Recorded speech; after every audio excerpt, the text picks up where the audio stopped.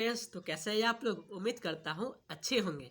और पिछले वीडियो में हम लोगों ने क्या देखा था, इकोनॉमिक्स का। ठीक है, इकोनॉमिक्स का जो Indian economy on the eve of development जो फर्स्ट चैप्टर है यूनिट 1 का, उसमें हम लोगों ने देखा था पिछले वीडियो में कि हम लोग क्या क्या जो है पढ़ने वाले हैं। किसमें हम लोग क्या क्या जो है वो पढ़ने वाले हैं हमारे इस चैप्टर में, Indian economy on the eve of independence में। ठीक है, तो इन सब चीज़ों को हम लोग क्या क्या चीज़ों को पढ़ेंगे, कौन कौन सा टॉपिक जो है पढ़ेंगे इस चैप्टर में, हम लोग उसे देख चुके हैं। कहाँ?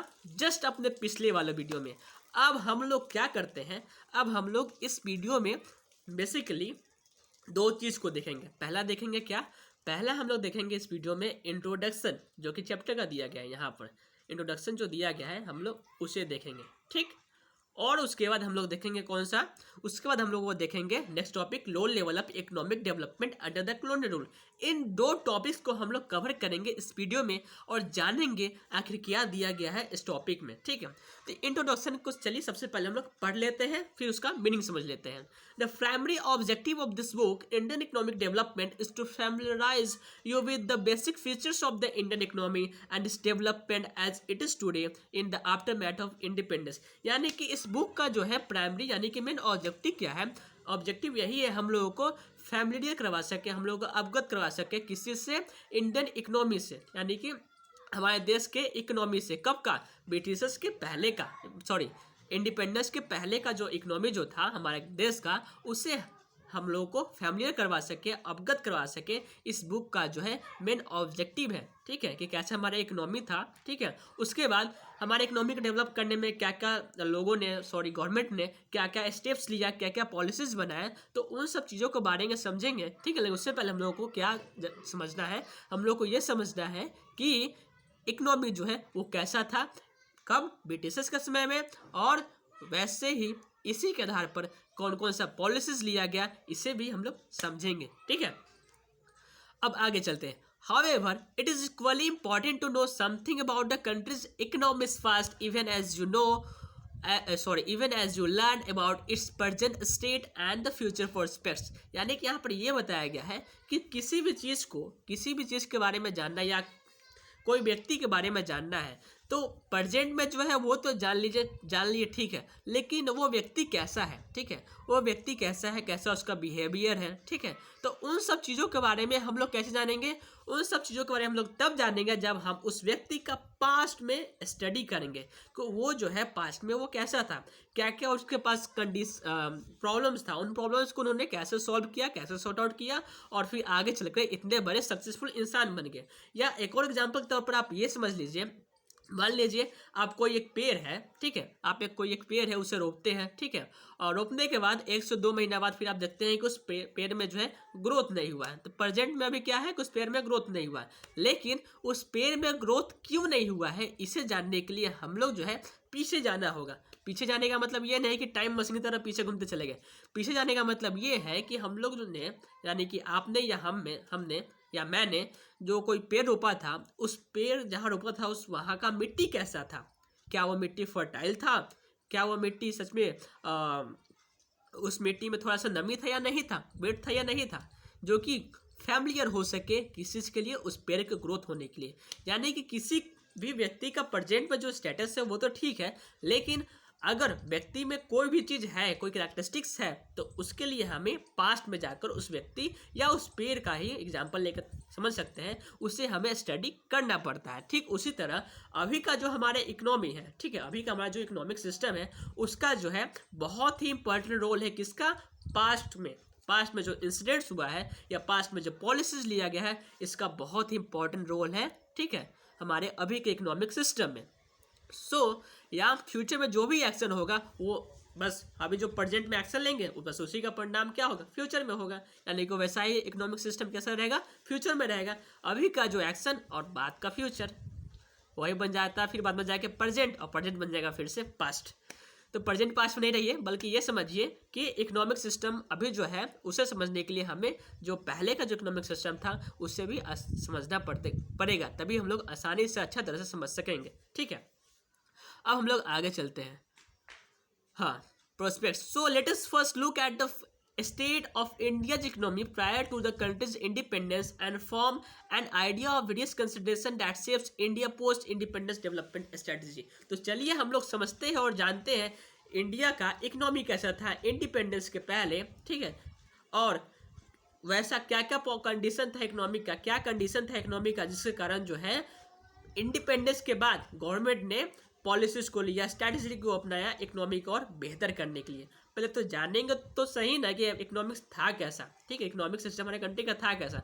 अब जानेंगे नहीं कि इकोनॉमिक सिस्टम था पहले का कैसा, तो कैसे हम लोग समझ सकेंगे कि इंडियन गवर्नमेंट ने जो है ये पॉलिसीज लिया या ये स्ट्रैटेजी अपनाया वो सही ही था हमारे देश के डेवलपमेंट के लिए, ठीक है। तो इसे और बारीकी से मतलब एक तरह से आसानी से चीज़ों को समझने के लिए बहुत ज़रूरी है कि पास्ट का जो इकोनॉमिक सिस्टम कैसा था उससे समझे। यानी कि अभी मैं कोई भी एक्शन ले रहा हूँ उससे समझने के लिए आपको ये ज़रूरी है जानना कि मैं अभी एक्शन क्यों ले रहा हूँ, इसके पीछे का रीज़न क्या है, पास्ट में था, ठीक। ये आप ही एक्शन क्यों ले रहे हैं, इसके पीछे का रीज़न क्या था, वो पास्ट में था, ठीक है। तो बस पास्ट को जान लीजिए और अभी जो एक्शन ले रहे हैं उसका जो क्यों ले रहे हैं वो क्यों का आपको आंसर मिल जाएगा। अब हम लोग आगे पढ़ते हैं। The structure of India's present economy is not just of current making, it just has its root stepped in history, particularly in the period when India was under British rule, which lasted for almost 2 centuries before India finally won its independence on 15th August 1947। यानी कि अभी का जो present time का जो India का जो economic का स्ट्रक्चर है वो अभी ही नहीं आया है, बल्कि इसका जो रूट है वो पास्ट से है।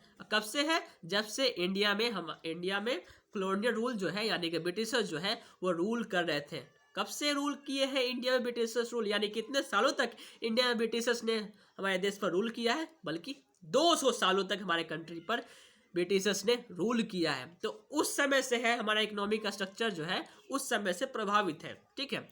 The sole purpose of the British colonial rule in India was to reduce the country to being a raw material supplier for Great Britain's on rapidly expanding modern industrial base। यानी कि जो Britishers जो हमारे country में आए, ठीक है, Britishers जो है हमारे कंट्री में आए, उन्होंने यहाँ आने के बाद जो पॉलिसीज़ को अपनाया, उन पॉलिसीज़ का मेन ऑब्जेक्टिव क्या था, बल्कि उन पॉलिसीज या उन स्ट्रैटेजी का हमारे कंट्री पर जो उन्होंने इम्प्लीमेंट किया उसका मेन ऑब्जेक्टिव यही था, मेन इंटेंशन यही था कि इंडिया को क्या करना है, इंडिया को बनाना है सप्लायर ऑफ रॉ मटेरियल और क्या बनाना है, और इंडिया को बनाना है क्या, इंडिया को बनाना है जो रॉ मटेरियल से जो क्लॉथ बनता है ना, बस उसी को लेने वाला है, ठीक है। यानी कि सप्लाई बनाना है किस चीज़ का, रॉ मटेरियल का इंडिया जो है वो सप्लाई करेगा और जो फिनिश प्रोडक्ट है उसको ऑब्टेन करेगा, उसको खरीदेगा। यानी कि इंडिया में कुछ डेवलपमेंट करना ही नहीं था, बल्कि उन्हें अपने कंट्री का इकोनॉमिक सिस्टम को और अच्छा करना था, मजबूत करना था, इकोनॉमी को और बढ़ाना था, ठीक है। Now and understanding of the exploitative nature of this relationship is essential for any assessment of the kind and level of development which the Indian economy has been able to attain over the last 6.5 decades। तो वही बात है जो मैंने पहले बताया था कि अभी जो है प्रेजेंट में कोई भी व्यक्ति जो है या कोई गवर्नमेंट जो है एक्शन क्यों ले रहा है, उसके पीछे का रीज़न जो है समझने के लिए हमें पास्ट को स्टडी करना होगा, ठीक है।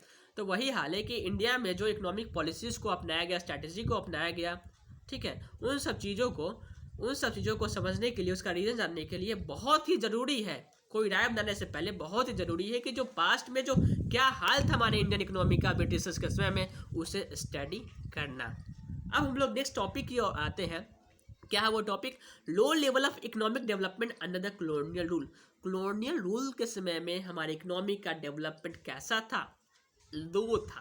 उसके पहले कैसा था, अभी पढ़ लेते हैं कैसा था। India had an independent economic before the advent of the British rule. यानी कि ब्रिटिश रूल के आने से पहले इंडिया का इकोनॉमी कैसा था, इंडिपेंडेंट था, किसी पर भी डिपेंडेंट बिल्कुल भी नहीं था, कदा भी नहीं था, बल्कि वो इंडिपेंडेंट था, आपस में स्वतंत्र था। Though agriculture was the main source of livelihood for most people, yet the country's economy was rise wise various kinds of manufacturing activities, यानी कि एग्रीकल्चर जो था वो मेन सोर्स था लाइवलीहुड का। बहुत सारे जो लोग जो थे उस समय के हमारे कंट्री के, वो इन्वॉल्व थे किस चीज़ में, वो इन्वॉल्व थे एग्रीकल्चर में, ठीक है। और इसका मतलब ये नहीं कि सिर्फ एग्रीकल्चर ही होता था उस समय, यानी कि सिर्फ खेती ही होता था, बल्कि और सब चीज़ भी होता था। जैसे में क्या, मैन्युफैक्चरिंग एक्टिविटीज उस समय होता था, ठीक है, यानी कि चीज़ों को बनाने वाला काम, ठीक है। अब आगे बढ़ते हैं। India was particularly well known for this handicraft industries in the field of cotton and silk textiles, यानी कि इंडिया जो है किस चीज़ के लिए फेमस था वर्ल्ड में, तो इंडिया जो है वो फेमस था किस चीज़ के लिए, इंडिया जो है वर्ल्ड में फेमस था हैंडीक्राफ्ट इंडस्ट्रीज के लिए, ठीक है। और कॉटन हैंडीक्राफ्ट इंडस्ट्रीज में कौन कौन सा इंडस्ट्रीज है जिसके लिए इंडिया जो फेमस था वर्ल्ड में, तो इंडिया जो फेमस था सिल्क और कॉटन टेक्सटाइल में। किस चीज़ में, सिल्क और कॉटन टेक्सटाइल में इंडिया जो है पूरे वर्ल्ड में फेमस था।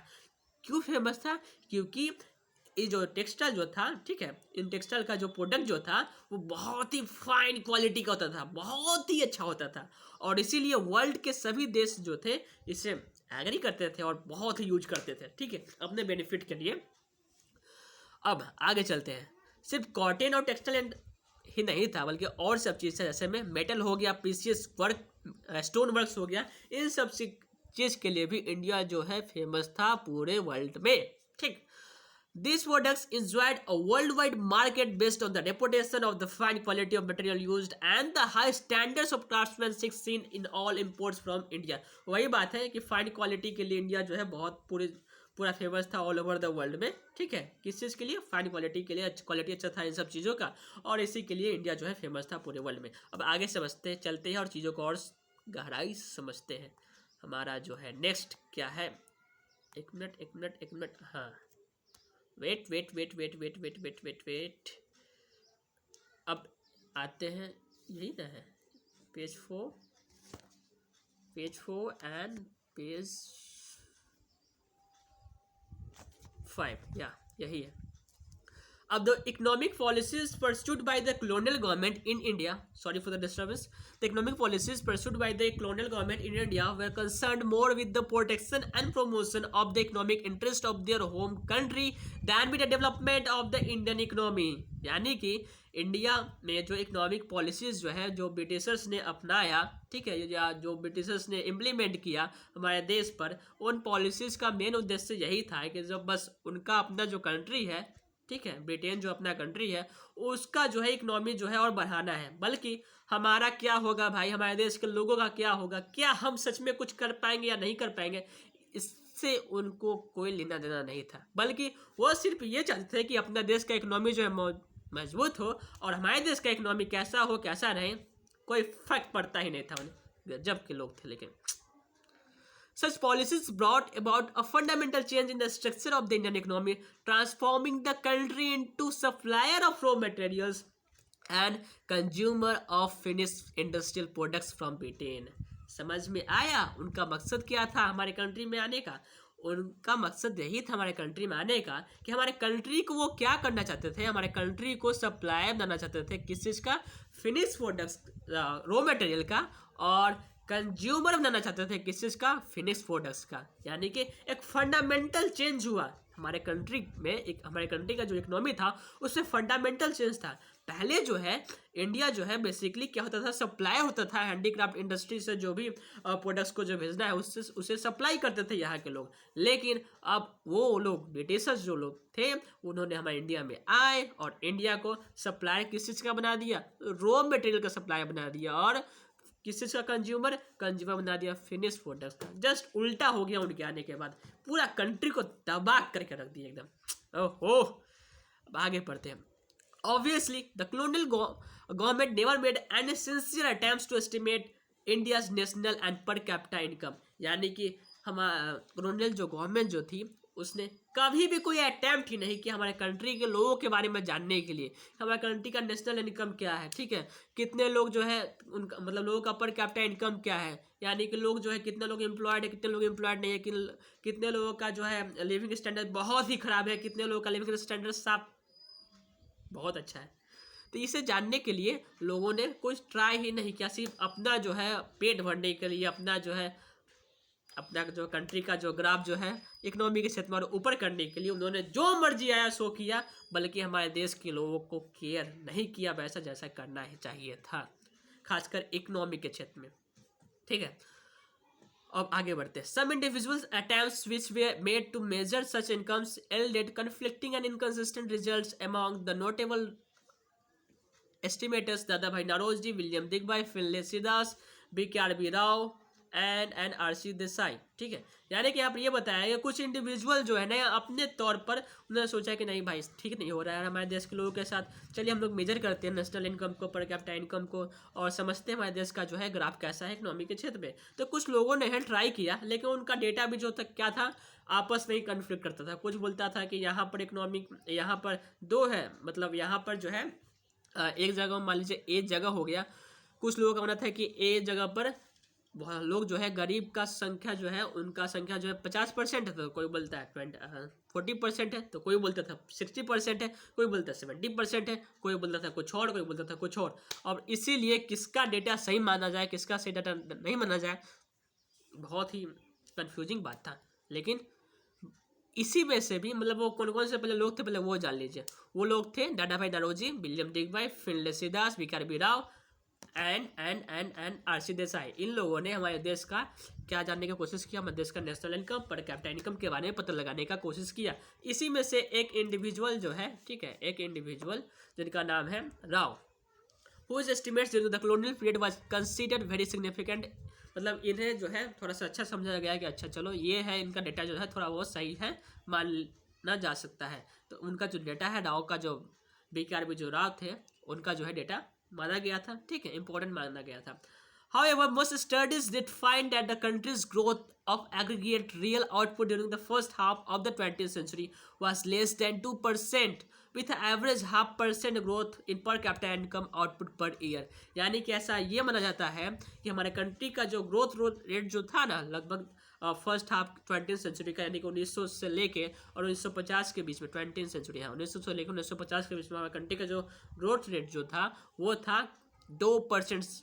ठीक है, एक मिनट में find the growth of agriculture the first half of the 20th century was 2% से भी कम था। ठीक है, ग्रोथ रेट जो था वो 2% से भी कम था, और हर एक ईयर में सिर्फ 0.5% जो है ग्रोथ रेट बढ़ रहा था, एकदम हल्का सा ग्रोथ रेट जो है हमारे कंट्री का बढ़ रहा था। सोच लीजिए उन लोगों का क्या हाल हुआ होगा उस समय। अभी तो सच में बहुत अच्छा है इकोनॉमी, लेकिन पहले कैसा हाल होगा, हमारे एंसेस्टर्स ने कितना प्रॉब्लम्स का सामना करना पड़ा होगा, ये हम लोग सोच भी नहीं सकते हैं। ठीक है, तो जान लीजिए इन सब चीज़ों को। तो आज की वीडियो में फिलहाल इतना ही, नेक्स्ट वीडियो में हम लोग समझेंगे एग्रीकल्चर सेक्टर के बारे में। ठीक है, थैंक यू, बाय बाय।